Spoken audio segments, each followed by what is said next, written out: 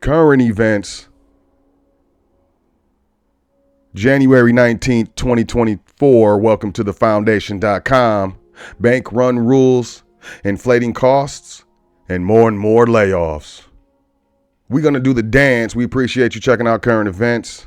Make sure you check out welcome to thefoundation.com. Let's jump into this. U.S. housing starts fall.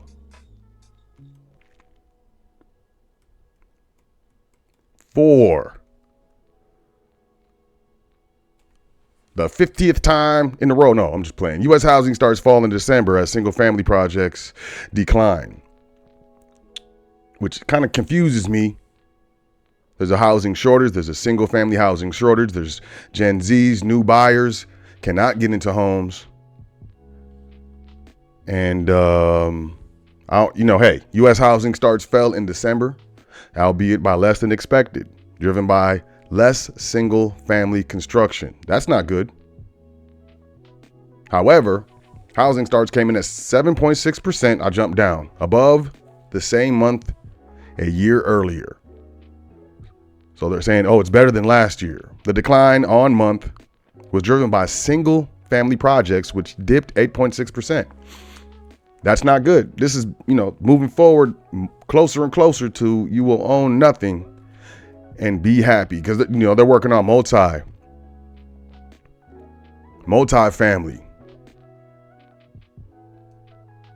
multi-family projects rose. So single family projects dipped, multi-family projects rose. Keeping it moving, U.S. bank regulator new liquidity rules needed to handle bank runs.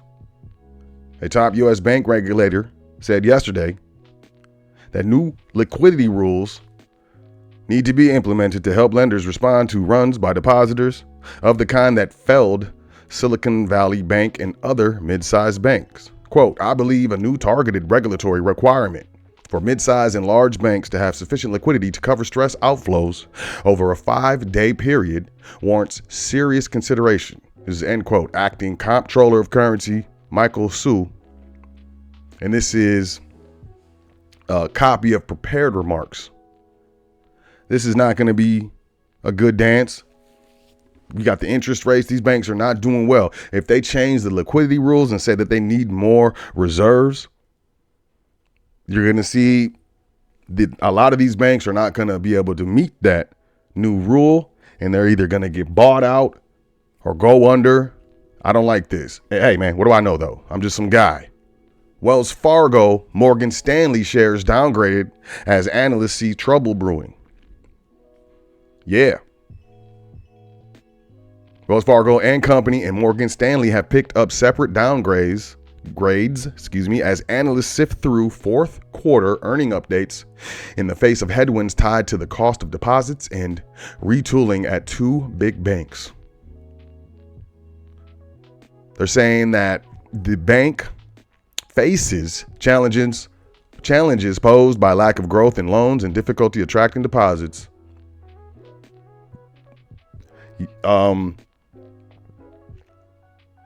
This is something to pay attention to. We got to pay attention.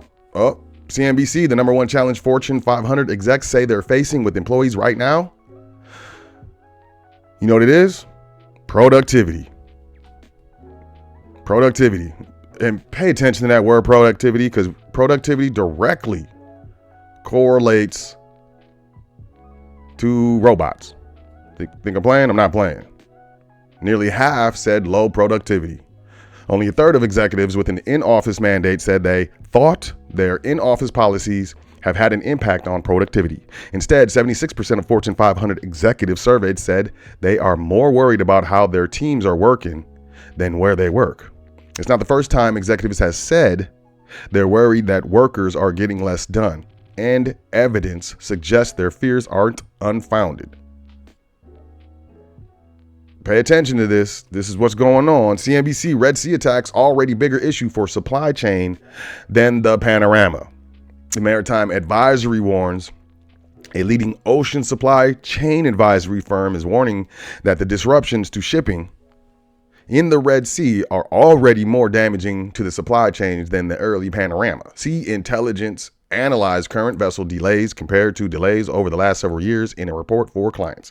The data shows that the longer transit around the Cape of Good Hope as ships divert from the Red Sea is already having more significant impact on vessels available to pick up containers at ports than during the panorama. This supply chain measure is known in the industry as, quote, vessel capacity, end quote. The vessel capacity drop is the second largest in recent years, according to Alan Murphy, CEO of Sea Intelligence. The only single event with a bigger impact than the Red Sea crisis was the Ever Given, that ship that got stuck in there. This is a precursor to higher inflation. It takes longer for the goods to be transported. It costs more for that transportation. They're going to pass those costs on to the buyers, the merchants, and those merchants are going to pass those increased costs on to you. Like coffee, Red Sea attacks are creating chaos in the global coffee trade. Buyers are turning down shipments from Vietnam that passed through the Red Sea, seeking supplies from Brazil instead. Prices have hit 25-year highs, with premium Robusta futures have surging more than 30% this month. With premium Robusta futures have surging more than 30%. Y'all see this? That's a current event. These fools, anyone can write. Macy's to cut more than 2,300 jobs, which is about 3.5% of its workforce. The waves of layoffs continue. A spokesman for the retailer confirmed the layoff in a statement. The move will affect approximately 2,350 positions across its corporate office and stores. Quote, as we prepare to deploy a new strategy to meet the needs of an ever-changing consumer in the marketplace, we made the difficult decision to reduce our workforce by 3.5% to become a more streamlined company, end quote. Most elastic cost, the easiest way to bring your costs in line as a company is to shed employees. Google CEO says more job cuts are needed in 2024 in order to reach the ambitious goals. It's crazy. Google CEO Sundar Pichai, is warning employees that more job cuts are coming this year as the company continues to shift investments towards areas like artificial intelligence, robotics. So, hey, we're going to lay you off, but check this out. Oh, we're going to invest $1 billion investment into a new UK data center. You think they're playing? They're not playing. I bet you laying off that force had a lot to do with being able to put this money into this new data center. People and businesses in every corner of the UK rely on data centers to power helpful services like search, maps, YouTube, workspace, and cloud. As more people tap into the opportunities created by the country's digital economy, and we unlock new ways for AI-powered technologies to boost productivity, fuel creativity, improve health outcomes, and unlock scientific discoveries, it's vital that we invest in the technical infrastructure needed to support innovation and tech-led growth. I believe that, human labor is becoming obsolete. And it's happening faster than people can keep up. It's happening so fast that people aren't realizing what's happening in the moment. Oh, Shell starts layoffs in search of efficiencies. What is this? Oil price. I couldn't find this. I got to go to some spots to find the actual real stuff. This is out for Bloomberg, but they want you to do the dance. Shell has begun hundreds of layoffs. Sources with knowledge of the matter told Bloomberg, as a super major looks to create more value through simplification and discipline. Yeah, the discipline is don't go to work anymore. Hey, you get up in the morning, don't come here. Be disciplined. We need you to be disciplined and not come back to work because you no longer work here. Positions in the low carbon business will be the first to be eliminated, followed by additional job cuts in the corporate affairs division and project and technology departments. Last year, Shell said it plans to cut 15% of the 1,300 jobs in its low-carbon solutions business as it scales back some green energy ambitions and focuses on profitable projects, including the oil and gas sector. I don't know, this green dance isn't doing too well. Housing isn't doing too well. Speaking of housing, check this out. To ease housing crunch, theme parks are becoming home builders. What? Disney. Orlando, Florida is the front line of an industry trend as major employers look like Universal and Disney look to close the area's workforce housing gap. That's another way. This used to be a regular thing. The companies used to house their employees or a large number of their employees. That was normal. The cities weren't that big back in the day. So a lot of people came in from different cities or different areas. And if you wanted them to stay there for extended amounts of times, you had to provide housing. So I guess we're, taking a little step back. BMW will deploy Figure's humanoid robot at South Carolina plant. Yeah. So in South Carolina, there's going to be people who don't work there anymore. Figure today announced a commercial agreement that will bring its first humanoid robot to a BMW manufacturing facility in South Carolina.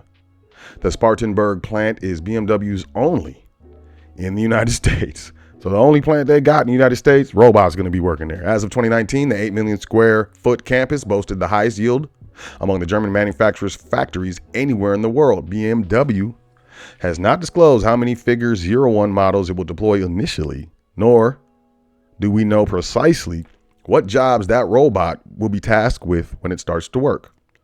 Figure did, however, confirm with TechCrunch that it is beginning with an initial 5 tasks, which will be rolled out one at a time.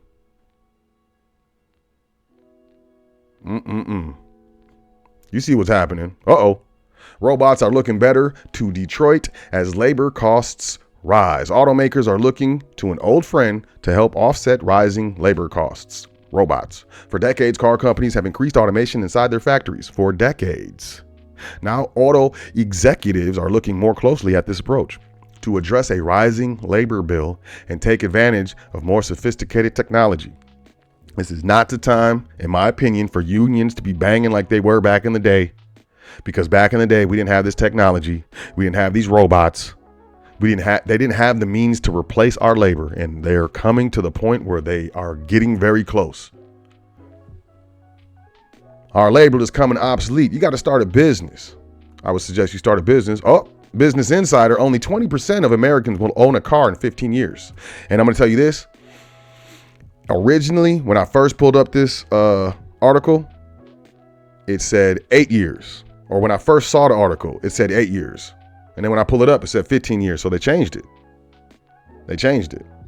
They added 7 years. By 2030, nearly no one in the U.S. may own a personal car. Instead, most Americans would hail self-driving electric ride shares to get around. That's one prediction by analysts in the new report that examines technology and personal car ownership. Its authors, Tony Seba, a Rethink X think tank co-founder and Stanford instructor, and James Arbib, a tech investor and philanthropist, say the future of city transportation will manifest as a network of communal, autonomous, electric cars owned by rideshare companies. If this future comes true, it has major implications for the U.S. transportation system. Private car ownership will drop by 80% by 2030.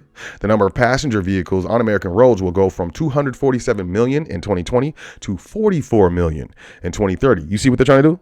Using electric rideshare will be 4 to 10 times cheaper per mile than buying a new car by 2021. And each family could save up to $5,600 per year compared to purchasing and maintaining a traditional vehicle. People be sick. I'm not sharing. I don't like that rideshare dance. People be sick, got viruses, farting on the seats. Look, I ain't got time for this. Global oil demand will peak at 100 million barrels per day by 2020 and decrease to 70 million barrels per day by 2030.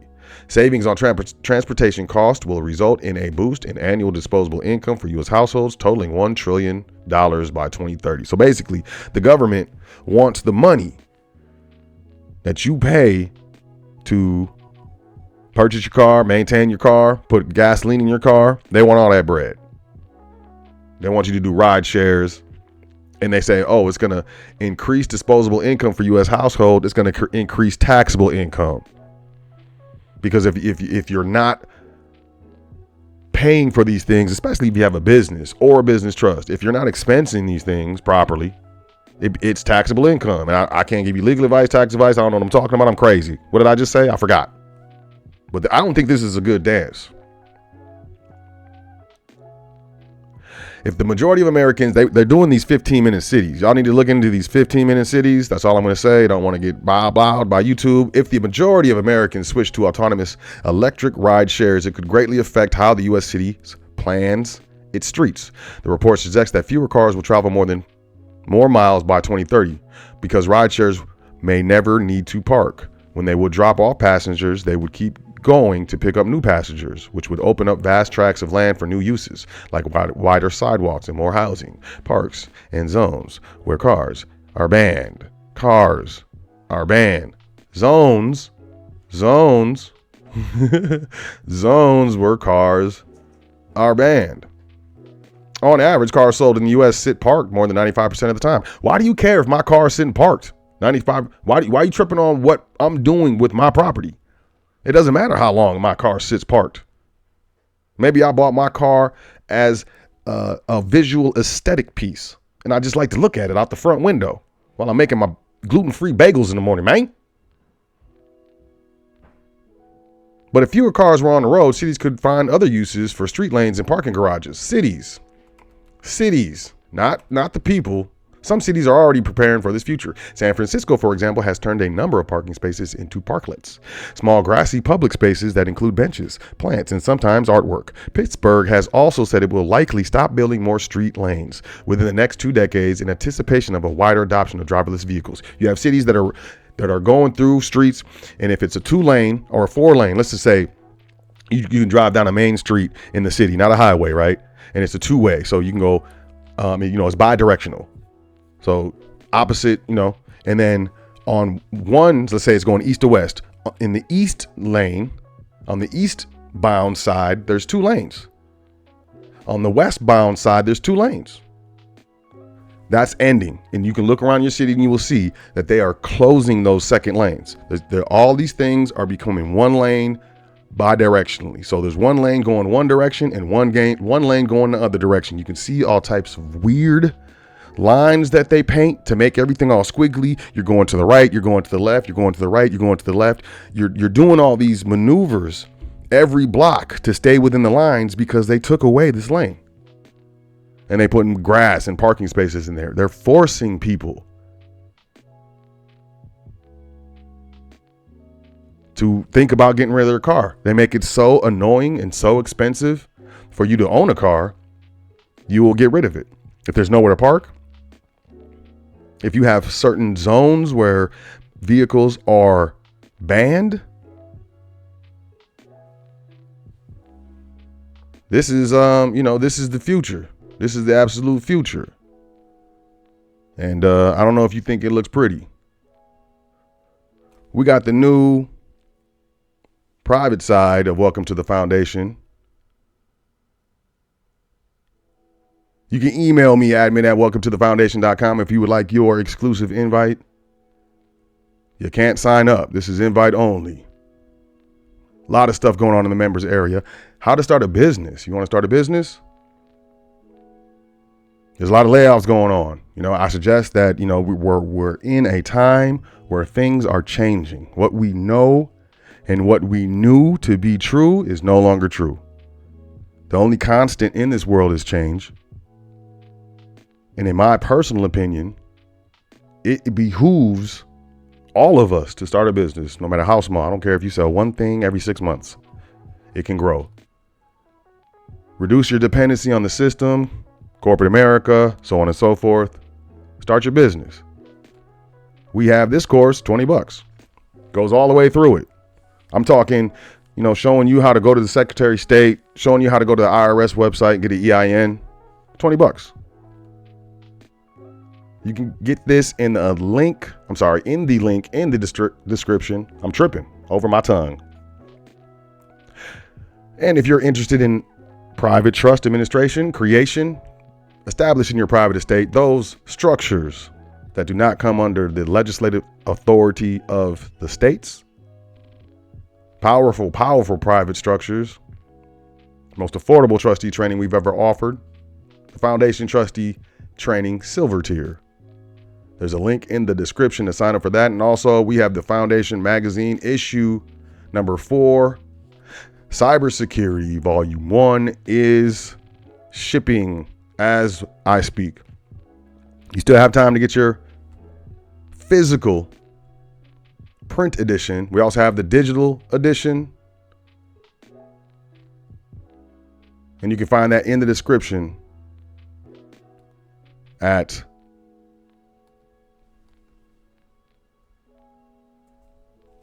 your local YouTube spot. Uh-oh. Make sure you check out welcometothefoundation.com. Sign up for the email list, exclusive offers, events, notifications, so on and so forth. We're looking to be in California next month with our in-person event in February. We are getting that stuff together as I speak. We appreciate everyone checking out the foundation, everyone who's been down since day one, and all the new people who are showing up and getting acquainted with the foundation. I want to say peace to you. I trust you're having a luxurious time. And be on the lookout for more stuff. We're making moves. Stay up to date and be prepared. Things are changing. Welcome to thefoundation.com. Y'all have a great day. Enjoy yourself. Take care of yourself. Make sure you say 10 things that you're thankful for before you go to sleep tonight and every night. It's very important. And I'll catch y'all next time. Peace.